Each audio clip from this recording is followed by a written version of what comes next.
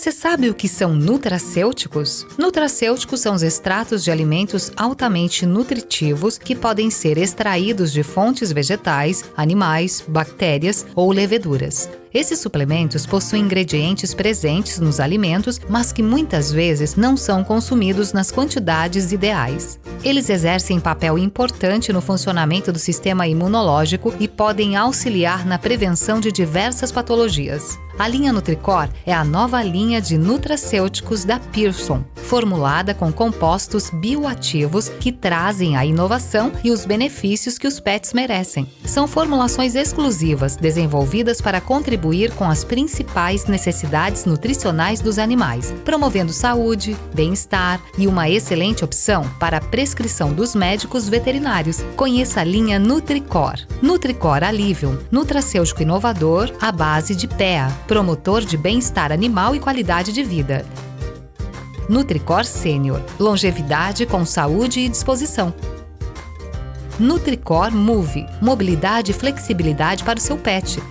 Nutricor Skin, pele e pelo mais saudáveis e hidratados de dentro para fora. Nutricor Zen, para acalmar e relaxar cães e gatos. Nutricor Pulse, rico em ômega 3, traz importantes benefícios para o coração. Linha Nutricor, cuidando da saúde do seu melhor amigo. Olá, boa tarde. Nós, da Pearson, temos orgulho em apresentar para todos vocês a nossa nova linha de nutracêuticos, a Nutricor. É uma linha extremamente completa, com produtos inovadores, que atende toda a demanda da linha PET. Muito obrigada a todos, tenham um ótimo evento. Boa noite a todos, sejam muito bem-vindos. Queria agradecer o convite da Pearson e da VetSmart para estar falando para vocês um pouco sobre essa antiga nova terapia que é o uso do PEA. A gente vai entender o porquê eu falei disso aí ao longo da minha apresentação. O meu nome é Rafael Traudio, eu sou aqui de Campinas e trabalho no Instituto Carrum, que é o meu Instituto de Medicina Veterinária Integrativa. Então sejam muito bem-vindos. Ao final da palestra, a disponibilidade dessa aula em PDF para que vocês consigam estudar depois. A minha aula de hoje, aqui vai falar um pouco do uso do PEA, que é o palmitoil etanolamida, e o sistema endocannabinoide. A gente pode determinar um PEA como um composto que é considerado como canabidomimético. Isso é, ele se comporta como um endocannabinoide. E para a gente entender o que é o endocannabinoide, a gente precisa entender o que é o sistema endocannabinoide. Então a gente vai destrinchar aqui para vocês um pouco desse conceito envolvendo todo o sistema endocannabinoide e tudo que ele vai influenciar de mudanças e alterações e regulações bioquímicas no organismo e qual é o motivo principal da gente dar o PEA. A gente determina ele como um nutracêutico, tá? Então, a nossa aula hoje é o uso do PEA e o sistema endocannabinoide. Eu acabei dividindo a aula em alguns conceitos introdutórios para a gente conseguir falar um pouco dos canabinoides, já que eles são divididos em sistema endocannabinoide, tá? O próprio sistema canabinoide, o PEA, que é o palmitoil etanolamida, e alguns papers falando acerca de como que o PEA vai atuar em afecções dermatológicas e como que isso pode atuar também em infecções neurológicas, um pouco do uso na oftalmologia, para entender que o uso do PEA ele vai ter uma abrangência muito maior, porque o PEA ele vai ser um anti-inflamatório. A gente sabe que todos os nossos pacientes estão inflamados, né? Então a ideia desse conceito introdutório é elucidar essas estruturas, entender como é o funcionamento do sistema endocannabinoide e como que a gente vai colocar a cereja do bolo, que é o PEA. Então a gente vai começar falando sobre os canabinoides. Os canabinoides, eles podem ser divididos em fitocannabinoides, isso é, produtos à base de planta, os endocannabinoides, que já são canabinoides que a gente já produz normalmente no organismo, e os canabinoides sintéticos. Tanto os fito, quanto os endo, quanto os sintéticos, eles obviamente vão ter uma diferenciação de estruturas estereoquímicas. Então, na molécula deles, eles vão ter estruturas diferentes umas das outras. Então, normalmente, os endocannabinoides, eles são sintetizados a partir de alguns ácidos graxos, então a gente pode ter vários tipos de doença, como patologias de deficiência de sistema endocannabinoide. Grande parte das doenças elas estão relacionadas a disfunções dos endocannabinoides, e para que a gente corrija essas disfunções, a gente pode dar para o paciente ou suplementos que vão aumentar a produção desses endocannabinoides, ou que vão se comportar como endocannabinoides, ou eles vão ser canabinoides sintéticos, então eles vão, através das estruturas moleculares criadas aí pelas indústrias, se ligar a esses receptores da maneira equivalente aos canabinoides e os fitocannabinoides, que são os canabinoides presentes na planta, que é a cannabis. Então, a ideia é a gente sempre administrar esses canabinoides para que haja uma regulação a nível bioquímico. Então, tanto os endo, quanto os fito, quanto os sintéticos, eles vão ter diferentes estruturas estereoquímicas, e apesar da gente produzir esse tipo de cannabis endógena, né, desses endocannabinoides, quando a gente suplementa, tanto nos canabidomiméticos como o pé, os fitocannabinoides ou os sintéticos, a ideia é regular de uma maneira diferente a qual o corpo está regulando. Então, os fitocannabinoides, de maneira bem geral, eles são compostos oriundos da planta, onde a gente tem dois principais, que é o THC, que é o delta-9-tetrahidrocannabinol, e o CBD, que é o canabidiol. Cada espécie vai ter uma composição, que é o que a gente chama de perfil canabinoide. Então, a gente tem espécies que vão ter uma atuação maior na produção de THC, outras no CBD, e outras vão ter compostos de plantas totais. Esses compostos dessas plantas totais, eles vão muito além somente do THC e do CBD, que é o que eu falei agora. Então, a gente vai ter compostos nitrogenados, nós vamos ter esteroides, nós vamos ter flavonoides, nós vamos ter os terpenoides. Então, todos esses compostos juntos na planta, eles vão dar o que a gente chama de efeito entourage, ou efeito comitiva, que é a sinergia entre todos esses compostos que a gente vai falar um pouco mais para frente. Então, a planta ela vai ter mais aí de 750 constituintes químicos que vão se ligar em vários sítios. Então, esses múltiplos sítios que a planta vai atuar, vai fazer com que haja uma regulação, e esse é um trabalho da UFSCar falando exatamente disso. Quais são os canabinoides de uma planta, de uma genética específica, onde eu tenho compostos nitrogenados, aminoácidos, proteínas, alcoóis, cetonas, açúcares, terpenos, pigmentos, vitaminas e etc.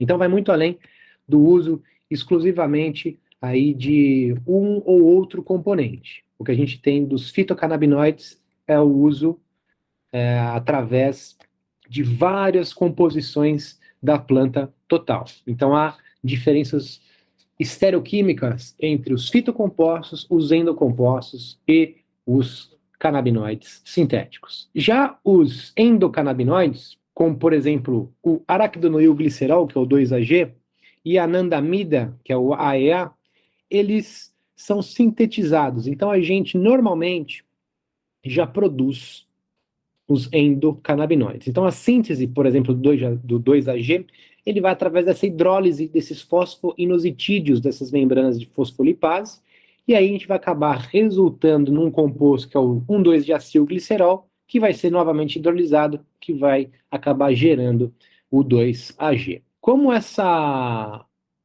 imagem aí do lado, vocês percebam que os endocannabinoides, eles podem, né, e fazem a ligação em neurônios pré-sinápticos. Eles não são considerados neurotransmissores porque eles não são armazenáveis em vesículas.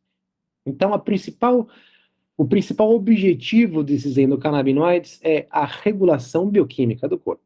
O AEA, o araquidonoil-etanolamida, a anandamida, ela é a molécula da felicidade. Já que a gente sabe que os endocannabinoides, eles estão responsáveis por ativar o que a gente chama de sistema dopaminérgico. Então, na verdade, a dopamina é a molécula da felicidade, mas quando você corre, quando você faz uma acupuntura, quando você faz reiki, quando você tem bons pensamentos, aquela sensação de bem-estar que vem da dopamina, da liberação dela, na verdade, ela vem da ativação do sistema endocannabinoide, que é o que a gente vai abranger mais para frente. Então, a anandamida já é formada a partir de ácido araquidônico e etanolamina, e esse ácido araquidônico ele vai ser precursor de inúmeras moléculas, como prostaglandinas, o que vai acabar por controlar a inflamação, fluxo sanguíneo, coágulos e etc.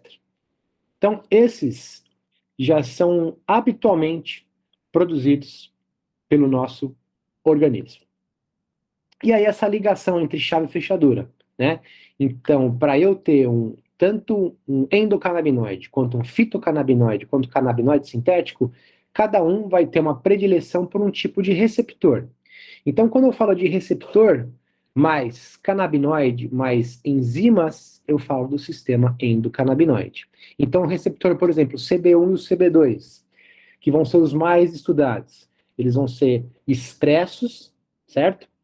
Para fazer condições como, por exemplo, ação anti-inflamatória, uma regulação de uma inflamação de pele, enquanto os receptores CB2, eles já vão estar mais expressos em células imunes e também células hematopoéticas. Então, as aplicações da medicina endocannabinoide, né, dos canabidomiméticos, das suplementações específicas, como, por exemplo, a suplementação de ácido araquidônico, visa através de vários mecanismos, a homeostase bioquímica de todos os sistemas, já que o sistema endocannabinoide ele vai ser o regulador químico de todos os sistemas corpóreos. Endocannabinoides, anandamida, 2-AG, parcialmente a anandamida se liga aos receptores CB1 e CB2, e existe um outro receptor chamado TRPV1, que vai apresentar efeito calmante, anti-inflamatório, nesses controles de sensação de dor, ação antidepressiva e outros.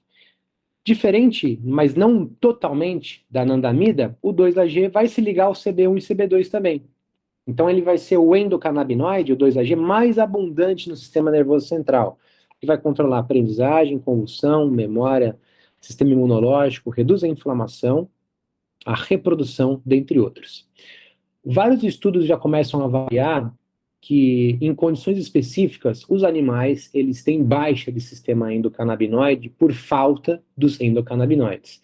Então, se a gente fizer, por exemplo, uma coleta de um líquor, um paciente que tem uma crise convulsiva, por exemplo, idiopática, esse líquor ele vai ter uma baixa de 2-AG, por exemplo, ou uma baixa de anandamida. Então, quando a gente faz a implementação de alguns produtos específicos, a ideia é aumentar esses níveis para que haja um controle da crise.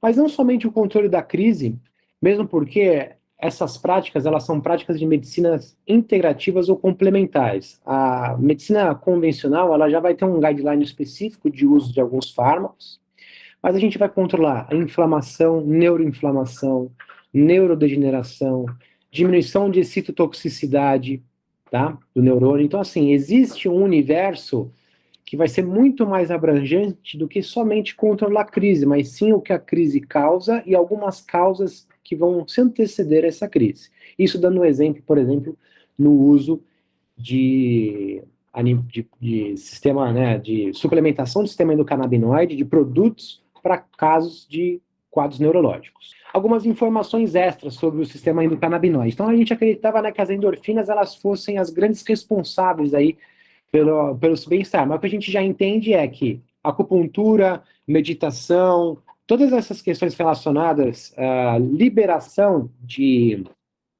dopamina vai estar relacionada à regulação do sistema endocannabinoide. Vai desempenhar grandes papéis em memória, humor, cognição, sono, dor, fome, né? Então, a anandamida, por exemplo, em região do cérebro, onde o CB1 é mais importante, vai ter mais ligação do que receptor de morfina. Então, o nível de analgesia a nível de sistema nervoso central, gigantesco. E a gente também tem alguns estudos, alguns achados bioquímicos que demonstram a ativação do CB1, que vão promover mudanças neuroquímicas semelhantes ao uso de antidepressivos. Isso na medicina humana. Mas a gente já começa a ter alguns casos da utilização de antidepressivos na medicina veterinária, onde já existem especialidades, como na Alemanha, para atuar exclusivamente na parte psíquica e comportamental desses animais, que sofrem também de transtorno de ansiedade, de separação, enfim. Alguns animais, como bulldogs, até existem trabalhos aí que avaliam ele como, alguns deles, como uma doença semelhante à síndrome de Down. Pacientes epiléticos apresentam reduções significativas da quantidade de anandamida no líquido cefalorraquidiano, quando comparados aos pacientes sadios, sugerindo que essa falta estaria relacionada às crises epiléticas. Eu, particularmente, nunca acreditei que existem crises epiléticas idiopáticas. Sempre há uma causa, né? Então, o que a gente começa a entender é que toda doença por trás existe estresse oxidativo, hipóxia, e existe também aí uma falha no sistema endocannabinoide. A anandamida se assemelha ao THC, enquanto o 2-AG se assemelha ao CBD. E a gente tem aí, além do 2-AG e da anandamida, outros 3 endocannabinoides que foram descobertos, não tão recente, mas cada vez mais a gente começa a entender que existem vários endocannabinoides, como por exemplo, virodamina, que é o araquidonoil etanolamina, o noladir éter, que é o 2-araquidonoil gliceril éter, e o NADA, que é o N-araquidonoil dopamina, todos derivados da degradação de ácido araquidônico. Então, se eles são, né, resultados da degradação de ácido araquidônico, convém, então, a suplementação de alguns nutracêuticos específicos para a gente conseguir fazer com que a nossa fábrica produza mais endocannabinoides. Na fisiologia, o que a gente conversou, sistema dopaminérgico, relacionado aí à atividade de dopamina, neurotransmissor do prazer, aprendizado, movimentos, cognição, memória. Serotoninérgico, liberação de serotonina, humor, sono, apetite, batimentos cardíacos, temperatura, ação antidepressiva na ansiedade. Sistema colinérgico, acetilcolina. Imagina só, na medicina humana, a associação disso com Alzheimer, Parkinson, esquizofrenia, crise epilética. Adrenérgico, adrenalina e nora, né, regulação vital aí do sistema cardiovascular e músculo liso. O sistema glutamatérgico, como o glutamato como principal neurotransmissor excitatório. Memória, aprendizado, cognição, migração celular. E o GABAérgico, que é o principal neurotransmissor, a GABA, de inibição, comandando também o tônus muscular. Então a gente pode ter, por exemplo, a utilização de alguns compostos para tratamento de algumas doenças, como, por exemplo, polirradiculoneurite, botulismo, né? Miastenia graves, que são todas doenças neurológicas com tetraparesias flácidas, que na medicina chinesa, para quem é acupunturista que está vendo, se chamam síndrome Wei, que são síndromes flácidas sem dor envolvida. Então, fitocannabinoides, canabinoides da planta, endocannabinoides, canabinoides endógenos produzidos mediante alguns ácidos, como por exemplo o ácido araquidônico. Então a suplementação ela se faz importante para que a gente consiga ter aí bons níveis de endocannabinoides, e os sintéticos, que são as drogas de síntese, designers drugs, sintetizadas através da indústria, que já vem e começa a ter interesse por conta, primeiro, dessa amplitude que existe na atuação frente às doenças, e vários relatos, como a gente não tem vários compostos, a gente tem um composto, esse composto ele tem que estar numa dose mais alta, e estando numa dose mais alta, ele vai ter uma toxicidade maior, tá? Que é uma coisa que o PEA, por exemplo, está muito longe, uma dose terapêutica, da dose tóxica, por exemplo, né? Então, a proporção ela vai ser muito dispareada entre uma dose terapêutica e uma dose tóxica. E aí, a gente tem um sinal de atenção, que é, a gente pode utilizar de uma maneira segura. Afinal, se toda doença ela gera esse estresse, gera inflamação, eu estou dando um canabinoide médico, a ideia disso, além de aumentar a produção dos endocannabinoides e ter uma atuação anti-inflamatória, vai ser também atuar frente aí a essas doenças que vão causar estresse oxidativo com uma baixa chance de toxicidade ou de efeitos adversos ou de efeitos colaterais. Então são drogas que eu acabo falando que são drogas sustentáveis. Então a gente consegue usar por um tempo grande, com grandes efeitos, e quanto mais usa, maior chega no efeito terapêutico, principalmente para o que eu mais pego, que é as doenças dermatológicas, os dermatopatas. Agora, a gente vai entrar no sistema endocannabinoide para entender essa correlação com os canabinoides, sabendo que o sistema endocannabinoide é o maior regulador bioquímico do organismo. Isso é, vai regular reprodução, hematopoiese, parte endócrina, neurológica, cardiovascular, tudo.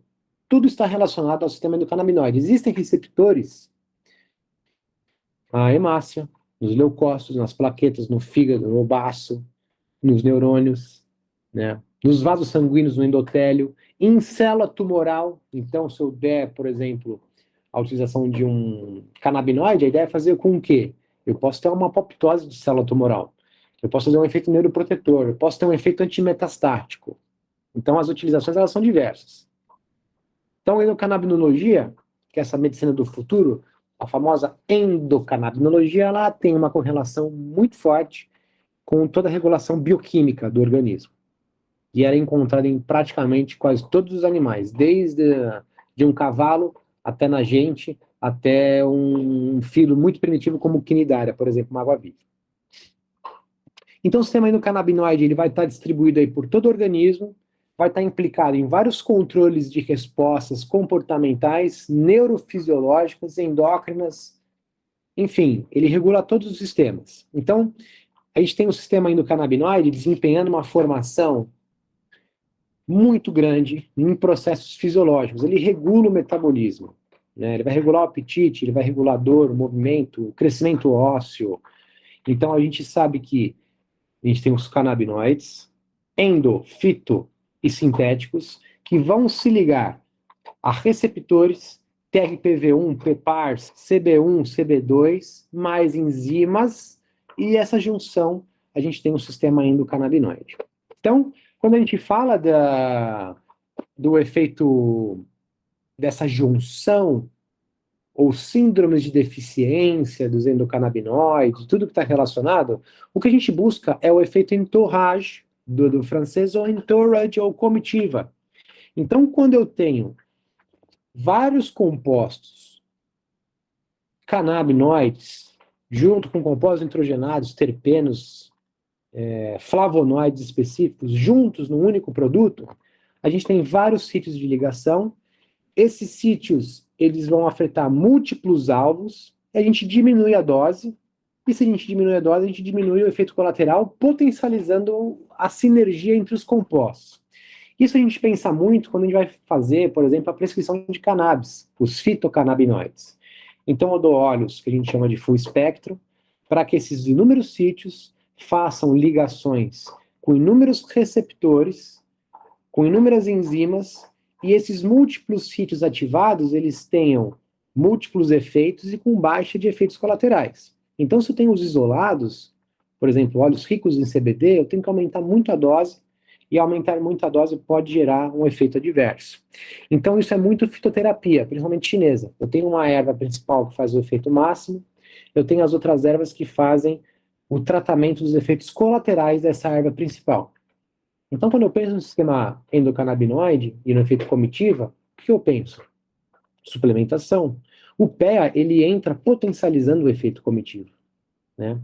Então, essa potencialização do efeito comitivo vem porque o animal tem, por exemplo, um problema de pele, e esse problema de pele relacionado a essa deficiência, que pode ser de endocannabinoides, há uma atuação muito importante na parte neuroimune endócrina da pele.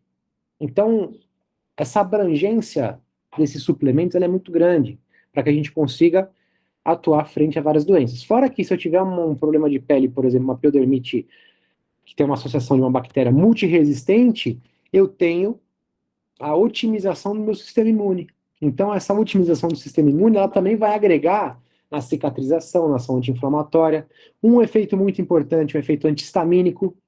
Se vai fazer uma redução de crises psicocomportamentais, né, que isso pode acontecer também, há uma diminuição de lambeduras psicogênicas, aquelas coceiras psicogênicas, tá? Então, por ser um antihistamínico, também ele é um antipruriginoso. Isso vai ser muito importante, que é uma das minhas maiores casuísticas é animal que não para de coçar, tá coçando o dia inteiro. Então, isso também estressa muito o paciente. Os receptores, os mais estudados, é o CB1 e o CB2. Então, o CB1, ó, ele está distribuído principalmente no sistema nervoso central, incluindo aí os gânglios basais, córtex, então animal que tem convulsão tem disfunção do córtex, hipocampo, hipotálamo, cerebelo, animais com tremores cerebelares também, a ideia é diminuir esses tremores, e eles vão ser 10 vezes mais abundantes no sistema nervoso central do que receptor opioide, por exemplo.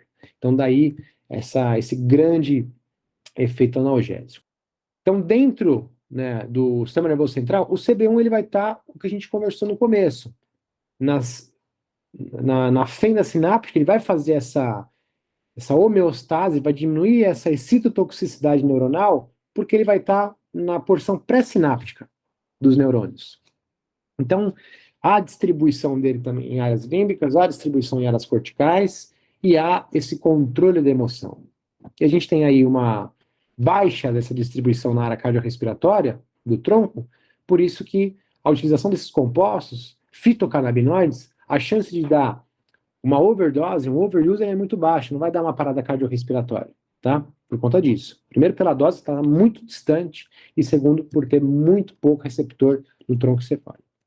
O CB2 já vai estar no sistema imune, expresso em células imunológicas, mastócitos, linfócitos, macrófagos, microglia, astrócitos, sistema gastrointestinal, sistema nervoso periférico, né? Então, existe aí uma condição muito importante da modulação do CB2 relacionada à dor, inflamação e principalmente também dor neuropática. Outros receptores, né? O GPEG55, regulador e produção de endocannabinoides, TEG-PV1, os canais iônicos, as proteínas envolvidas na inflamação, as prostaglandinas, as respostas antálgicas, o PPARs, regulação de genes envolvidos no metabolismo. Então, na medicina humana, existe uma matéria que estuda metabolômica, existem matérias que estudam mitocondriopatias, existem matérias que estudam neuroimunoendocrinologia, entendendo que existe uma correlação muito grande de vários sistemas, e quando eu dou esses canabinoides, a ideia é exatamente regular o maior regulador químico do corpo, que é o sistema endocannabinoide. E aí o receptor HT1A, que resulta nos efeitos serotoninérgicos. Então a gente tem o sistema endocannabinoide composto dos canabinoides, sejam eles sintéticos, endógenos ou fitoterápicos, ou canabidomiméticos, como o caso do PEA, que se comporta como um endocannabinoide. Eu tenho enzimas e eu tenho aí os receptores. Cada receptor expresso numa região, numa célula, cada um tem uma ação. Liberação de endorfina, liberação de dopamina, transdução da dor e pró-inflamação, desenvolvimento metabólico, vasculogênese, angiogênese, ação no trato gastrointestinal. Então, as aplicações, elas são diversas. E os trabalhos também mostram isso.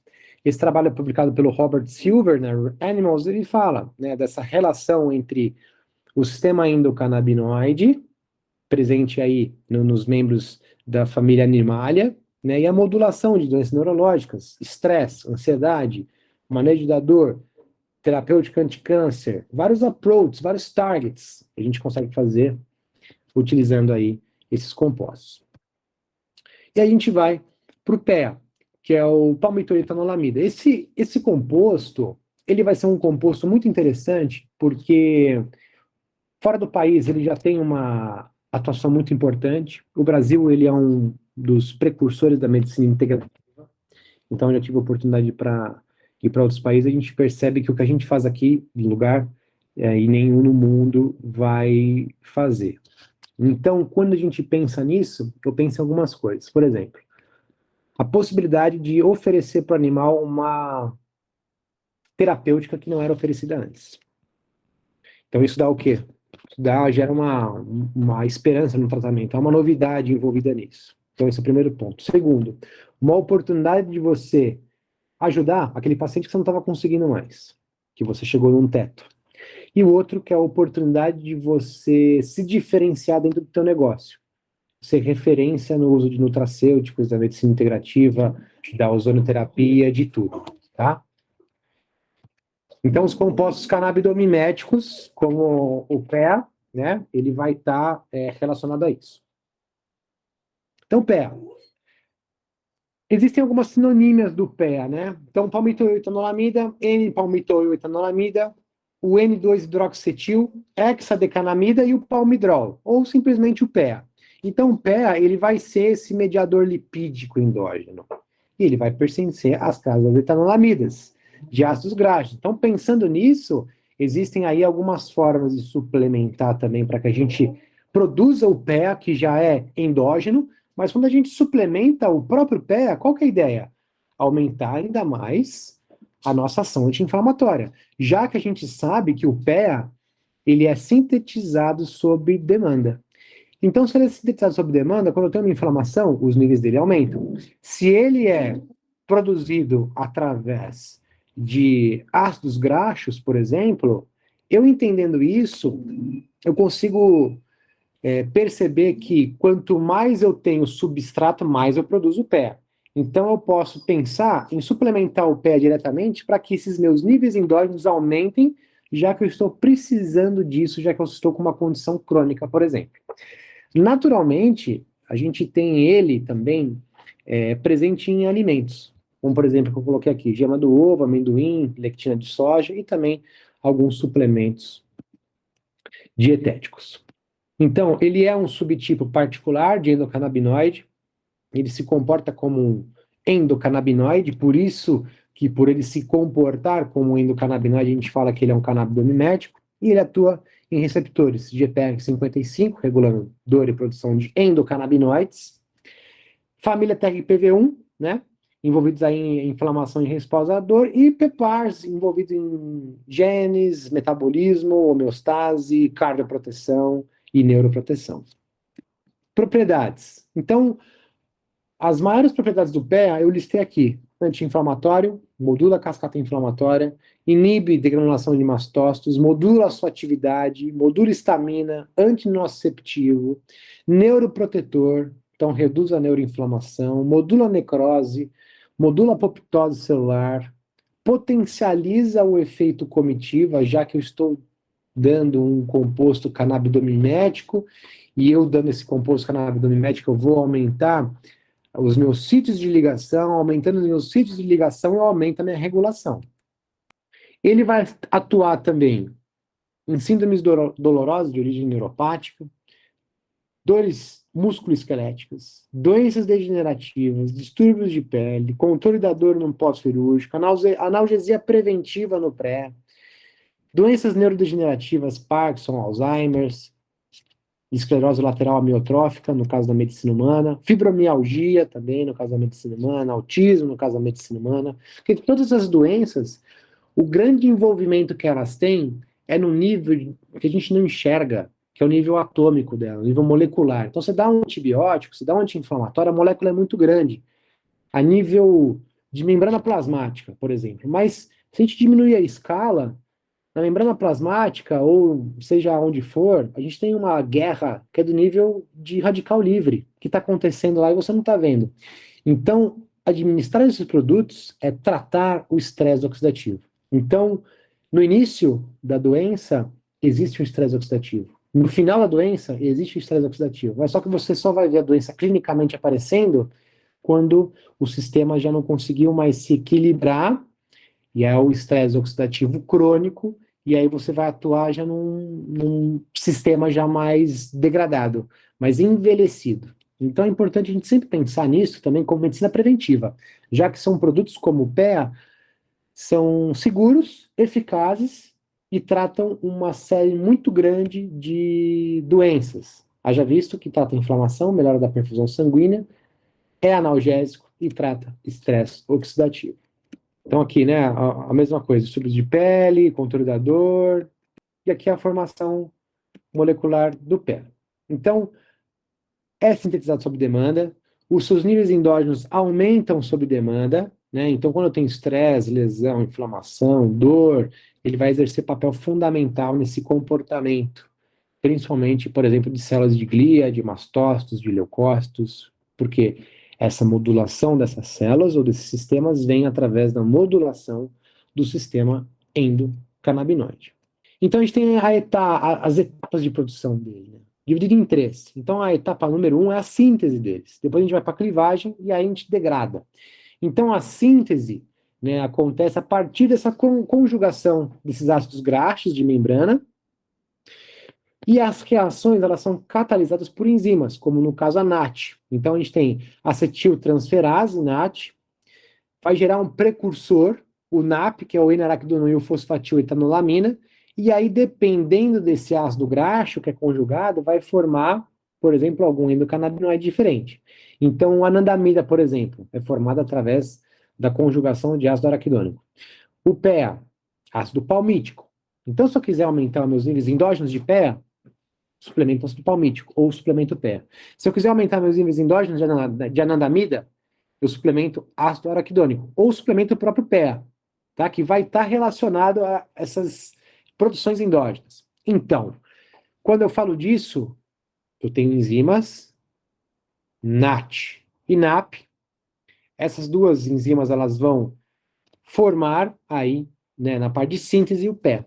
A parte de clivagem, a gente vai ter o NAP já gerando uma fosfolipase. Há uma clivagem da fosfolipase D, o PLD, que vai gerar PEA ou anandamida no meio intracelular, tá? Então a gente tem NAT e NAP, depois da clivagem, isso na síntese, NAT e NAP, o ácido palmítico, o ácido araquidônico, aí na etapa 2 da clivagem, onde eu tenho o NAP aí atuando para gerar o próprio PEA, e depois na fase 3 eu tenho a metabolização dele por uma enzima específica, o NAA e o FA, né? Então, no meio intracelular, a anandamida e o FA, eles vão ser responsáveis por essa metabolização de ácido graxo, tá? Então, é muito interessante essa parte, porque a gente vai precisar disso para entender os próximos conceitos. Então, eu tenho o NAP, o FA e o NA, a síntese, né, através aí de fosfatis, então eu tenho a catálise dessas reações, eu tenho o PEA, e aqui no B, ó, eu tenho o PPARS e o GPR55, que são receptores. Mais para o lado direito, eu tenho outros receptores, então aumento de, por exemplo, PEA através aí do FA, aumentando a anandamida e 2-AG, que vão se ligar aí no CB1, CB2 ou TRPV1. Depois no D, o PEA, que vai se ligar ao TRPV1, aumentando ainda mais o 2-AG e a anandamida. E o PEA se liga no PPARS, que vai também se ligar no TRPV1. Então, há um ciclo de retroativação, que depende do substrato. Porque já que ele é degradado, uma hora ele vai terminar. Se ele é sintetizado sob demanda e o animal tem uma doença crônica, ele vai precisar disso constantemente, né?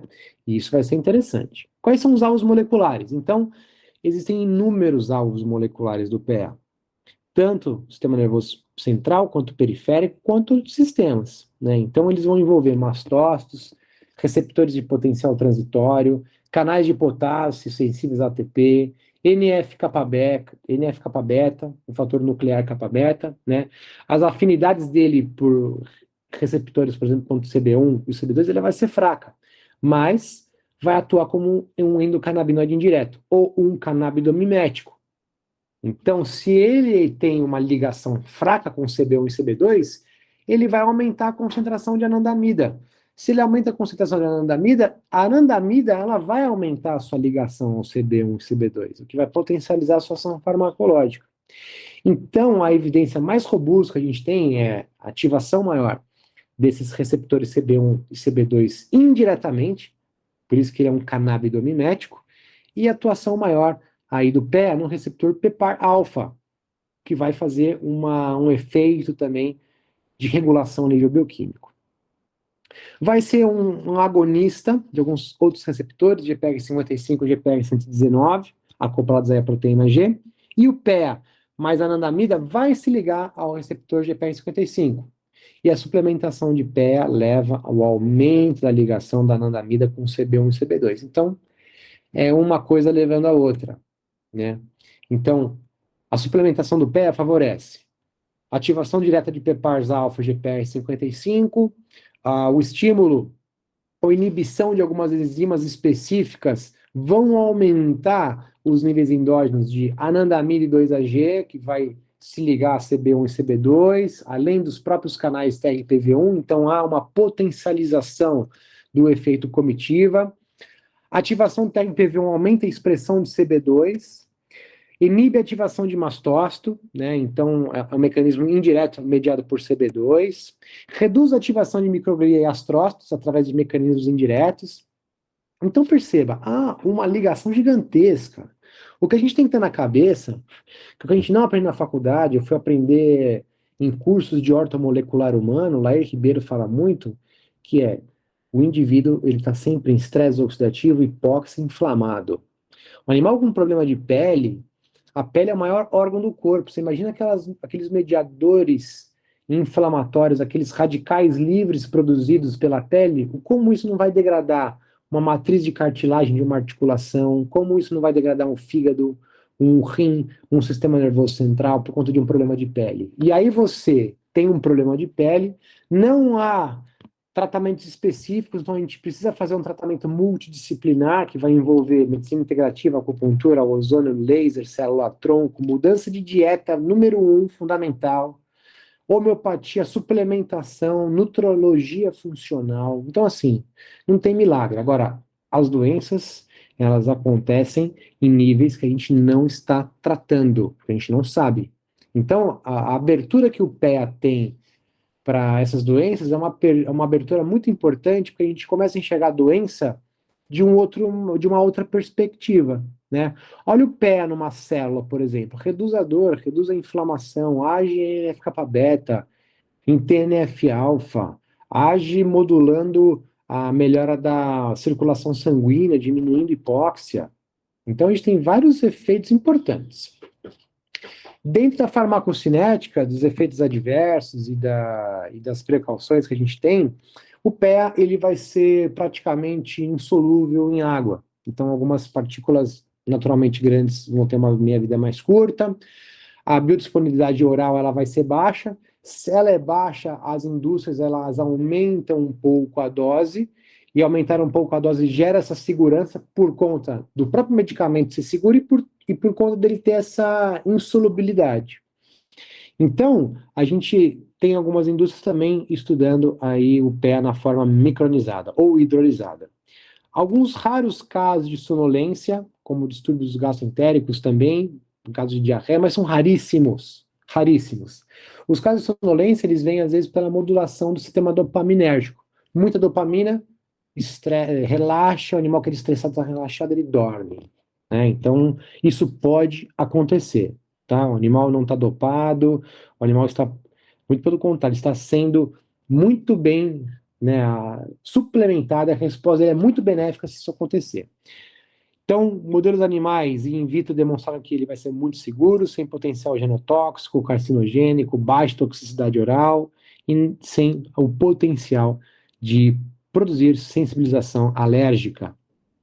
E aí eu coloquei algumas diferenças, né, entre o canabidiol, então não é CDB, CDB é investimento de banco, é CBD, e o PEA, né? Então o CBD ele vai ter uma atuação em alguns países proibida. Então o CBD ele vem da planta, vem da cannabis. Então em alguns países não há regulamentação dessa utilização, né? Então a gente não faz essa utilização porque não há regulamentação. Em outros países, por exemplo, Estados Unidos, Portugal, Espanha, há regulamentação, então a gente administra, né?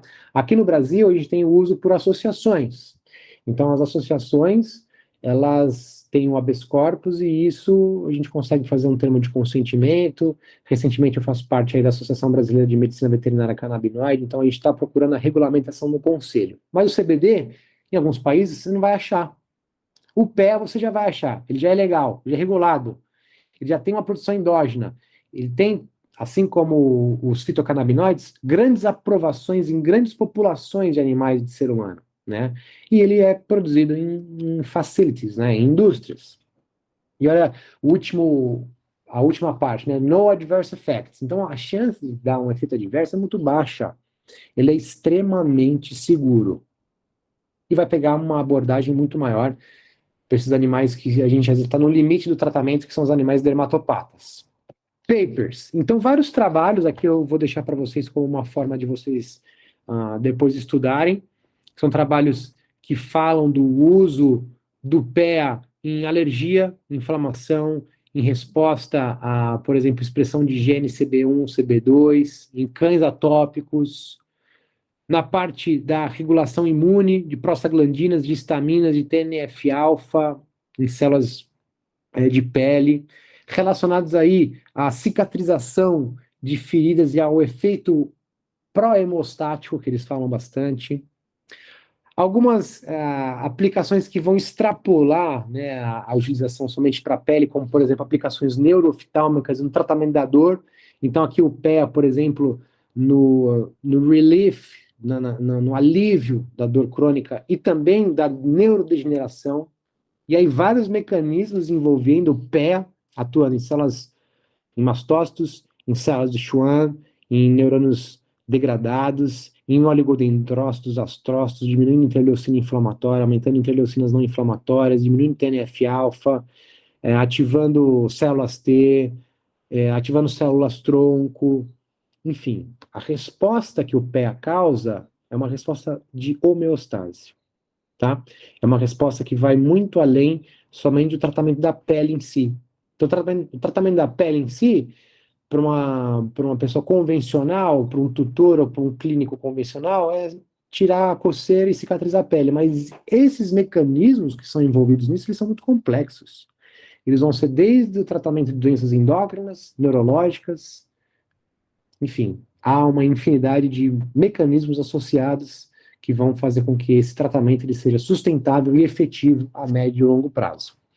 Esse outro trabalho aqui, falando do PEA em uveíte em rato. Então, olha aqui, ó, o estímulo inflamatório. Então, quando eu tenho estímulo inflamatório, qualquer inflamação gera o aumento de estresse oxidativo. Então, o ROS é Reactive Oxygen Species, espécies reativas do oxigênio, e a principal delas é o peróxido de hidrogênio, que é um radical livre. Então, o PL vai fazer o quê? Primeiro, cortar a produção do ROS, aumentando enzimas antioxidantes, diminuindo o estresse oxidativo. Por outro lado, ele vai também diminuir o NF-kappa-beta, né, que vai estimular fatores de necrose tumoral, interleucina inflamatória, liberação de óxido nítrico, síntese de MDA, que aí vão ocasionar, por exemplo, um estresse, uma uveíte. Então, ou isso causa uveíte, ou uveíte causa isso, mas independente, o ciclo ele vai ser eterno. A mesma coisa acontece com uma doença, por exemplo, articular. Eu tenho radical livre lá dentro. Esse radical livre ele vai gerar a produção de metaloproteinase, mais radical livre, dor, alteração de temperatura, liberação de prostaglandina inflamatória, e isso vai gerar cada vez mais estresse oxidativo, que vai degradar cada vez mais o tecido. Enquanto isso, o animal está comendo ração, está inflamando pelo carboidrato, está comendo petisco, ou está numa ração hipoalergênica que é vegetariana, porque a proteína é a base de soja, e aí você começa a ficar perdido, porque é multifatorial, né? Então, a utilização dessas terapias, elas visam tratar a doença na base. E a base de qualquer doença é o estresse oxidativo. E aí, por último, falando um pouco da dermato, quando a gente fala da utilização, né, desses compostos, o que essas revisões avaliam, né? O primeiro, então, que existe uma abrangência muito maior na doença de pele do que a pele propriamente dita, como aspecto imune e aspecto nervoso associado à dermatopatia, né? A gente tem aí o Journal of Life and Environmental Science sugerindo que os canabinoides, seus receptores, ajudam a controlar e limitar a produção de célula cutânea imatura. E essa desregularização que o sistema imune causa na parte cutânea resulta numa proliferação muito alta e uma queratinização de célula epidérmica. Então há um efeito de dominó, é cascata. Aí você vai deixar para tratar o animal depois de 5, 6 anos dele tomando corticoide, inflamando a pele, fica mais difícil de você reverter. Quanto antes você pegar aquele tecido, quanto menos degenerado ele tiver, melhor vai ser o tratamento. E a modulação do sistema endocannabinoide, através de endocannabinoides, fito ou sintéticos, vai atuar na pele diretamente, já que a pele tem muito receptor CB1. Debrecht, na Hungria, descobriram a presença de receptor endocannabinoide em folículo capilar. Então, você tem aí, em outros países, por exemplo, médicos utilizando a cannabis para tricologia, para queda de cabelo. E a Universidade de Münster, na Alemanha, em 2006, uma pós de neurodermatologia, avaliou cremes contendo PEA, que vão estimular a produção, né, do que a gente está falando de anandamida, que vai estimular a ação em vários sítios, que vai estimular o sistema endocannabinoide pelo estímulo do efeito comitiva, reduzindo 80% do prurido. Aí o autor escreveu: os canabinoides de uso tópico ou os canabinoiméticos representam uma nova, efetiva e bem tolerada terapia a pruridos refratários de diversas origens. Cremes com altas concentrações e com indicações mais amplas podem ser ainda mais eficazes. Então, qual que é a ideia? Você tem hoje um produto oral, mais para frente você tem um produto tópico, um creme, mais para frente existem lugares que o pé é injetável. Então, o que eu avalio dentro dos trabalhos que eu estudei é quanto mais você utilizar o pé, maior vai ser o sítio de atuação e mais profundamente você vai tratar essas lesões. Eu agradeço imensamente a atenção de vocês, fico à disposição, meu Instagram é o Carrumvet, a gente tem vários cursos aí envolvendo a medicina integrativa, complementar, ozonoacupuntura, laser, termografia, implante de ouro, célula-tronco, enfim, várias técnicas, e o pé com certeza é uma técnica terapêutica, uma estratégia que a gente está usando lá na rotina, para entender que cada vez mais a base dessas doenças é a nutrição. A base dessas doenças é o estresse oxidativo. A base dessas doenças são tratamentos mais sustentáveis. A gente precisa de tratamentos que a gente consiga fazer a longo prazo, que não vão, eles por si só, degradar mais o animal. Que é que a gente sabe que acontece, que são os trabalhos que são publicados na Europa. A doença principal está lá, uma pessoa com uma doença cardiovascular, mas o que mata ela é o uso contínuo da medicação que vai tratar a doença coronariana. Então, a gente fica à disposição aqui em Campinas, para quem quiser, um agradecimento à VetSmart, a Pearson também pelo convite. Meu site é o www.carrum.com.br. Eu agradeço imensamente, espero que todos tenham gostado. Um abraço. Olá, pessoal, boa noite a todos. Gostaria de agradecer a palestra do Dr. Rafael Traldi. Meu nome é Juliana Novelli, eu sou médica veterinária, sou gerente de produtos da linha PET da Pearson e gostaria de apresentar para vocês a linha Nutricor. A linha Nutricor é a nova linha de nutracêuticos da Pearson. São formulações exclusivas que trazem a inovação e os benefícios que os pets merecem, promovendo saúde, bem-estar, além de uma excelente opção para a prescrição dos médicos veterinários. Afinal, cuidar é da nossa natureza. Começando pela linha, são 6 produtos exclusivos. Primeiro deles, Nutricor Alivium. Nutricor Alivium é uma formulação exclusiva com PEA, Levagen, a palmitoil-etanolamida. Além disso, possui em sua formulação biotina, zinco e vitamina C. Além de todos os benefícios do PEA, a palmitoil-etanolamida, Nutricor Alivium possui em sua formulação a biotina, que é uma vitamina essencial para as carboxilases. A biotina, além de ser um nutriente que pode ajudar na manutenção da pele, da saúde do pelo dos animais, contribui com a hidratação cutânea. A vitamina C tem ação antioxidante e o zinco potencializa o sistema imunológico, promovendo renovação celular. Nutricor Alivium é uma excelente opção para prescrição, porque possui segurança e eficácia demonstrados através de diversos estudos já publicados. Além disso, já possui regulamentação para fabricação, prescrição e comercialização aprovadas por MAPA e por Anvisa. Em breve, a Pearson vai divulgar alguns resultados preliminares de estudos in vitro desenvolvidos em queratinócitos, demonstrando a eficácia do Nutricor Alivium. Nutricor Move. Nutricor Move tem uma formulação exclusiva com NEM, a membrana da casca do ovo. Está disponível também em 2 apresentações, mini, até 10 quilos, e maxi, de 10 a 30 quilos. O NEM, a membrana da casca do ovo, é uma combinação de componentes naturais que podem ajudar na reparação da cartilagem, já que a sua degradação resulta em dor, rigidez na articulação, perda da função e limitação da mobilidade. O NEM é composto por colágeno, elastina, lisozima, glucosamina, condroitina e ácido hialurônico. Nutricor Move também possui manganês, que é indispensável na formação de colágeno para as articulações, também faz parte da matriz óssea, e o colágeno tipo 2, que promove firmeza aos ligamentos, auxiliando na manutenção da função articular.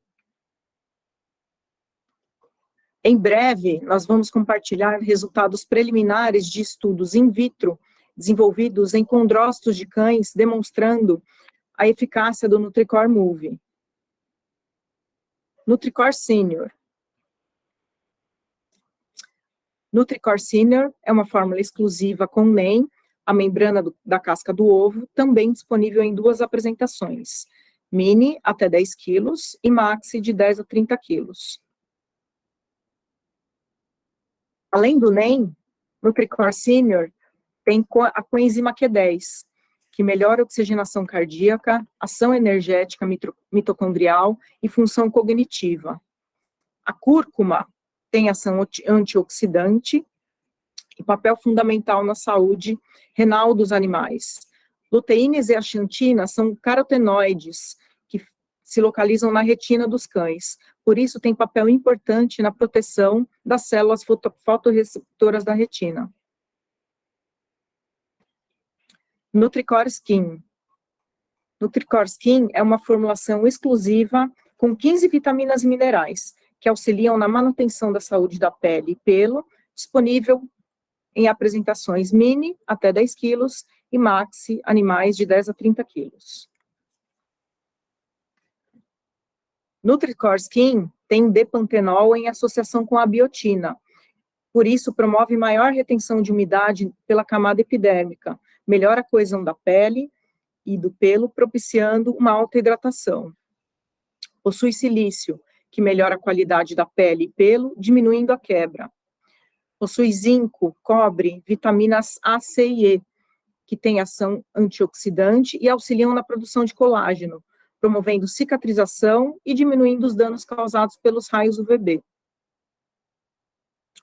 E Nutricor Pulse,